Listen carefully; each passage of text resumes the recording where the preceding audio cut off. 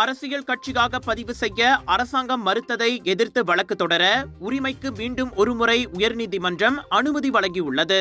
சட்டத்துறை தலைவர் எந்தவொரு ஆட்சேபனையும் தெரிவிக்காததால் உரிமை கட்சியின் தற்காலிக செயலாளர் சதீஷ் முனியாண்டி தாக்கல் செய்த விண்ணப்பத்தை நீதிபதி அலிசா சுலைமான் அனுமதித்தார். செப்டம்பர் 11 அன்று வழக்கு மேலாண்மை நடைபெறுவதற்கும் நீதிமன்றம் உத்தரவிட்டது. அரசியல் கட்சியை பதிவு செய்ய அனுமதிக்கும் சீராய்வு மனுவுக்கான நடவடிக்கைகளை தொடங்க நீதிமன்றம் அனுமதி வழங்குவது இது இரண்டாவது முறையாகும். கடந்த ஆண்டு ஜூலை 4ஆம் தேதி சங்கங்களின் பதிவதிகாரி உரிமையின் விண்ணப்பத்தை நிராகரித்தார். இந்த விவகாரத்தில் உள்துறை அமைச்சர் மௌனம் காத்ததால் அவரது நிலையை எதிர்த்து உரிமை மேல்முறையீடு செய்தது. இதன் தொடர்பில் டிசம்பர் 20ஆம் தேதி உரிமை கட்சி தனது முதலாவது சீராய்வு மனு மீதான விண்ணப்பத்தை தாக்கல் செய்தது.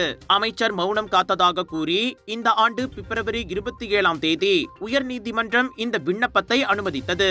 இதனிடையே இரண்டாவது முறையாக உரிமை முயற்சிக்கு கிடைத்த வெற்றியை அதன் இடைக்கால துணைத் தலைவர் டேவிட் மார்ஷல் வரவேற்றார். ஜனநாயக சுதந்திரத்திற்கான நமது அரசியலமைப்பு உரிமையை நிலைநிறுத்த நமது கடைசி முயற்சி நீதிமன்றங்களாகும் என அவர் கூறினார். மிலாக்கா மால் லோபோ ஐக்ரோ மிலாக்காவில் 27 31 ஆகஸ்ட் வரை நம்ம GM இந்தியன்ஸ் பிரமாண்டமாக வழங்கும் Malacca global mega Deepavali expo wholesale விலையில் 80% வரையில் டிஸ்கவுண்ட். பெண்களுக்கான சாரி, குர்தா, குர்தீஸ், பஞ்சாபி லெஹங்கா, ஆண்களுக்கான குர்தா, வேட்டி சட்டை, ஷெர்வானி என பாலிவுட் காலிவுட் லேட்டஸ்ட் டிசைன்ஸ். அது மட்டும் இல்லைங்க, வைரல் ஃபுட் ஃபெஸ்டிவலில் 100க்கும் அதிகமான ஃபுட் காத்திருக்கு. மிலாக்கா மால் லோபோ ஐக்ரோ மிலாக்காவில் தீபாவளி ஷாப்பிங் செய்ய திரண்டு வாருங்கள்.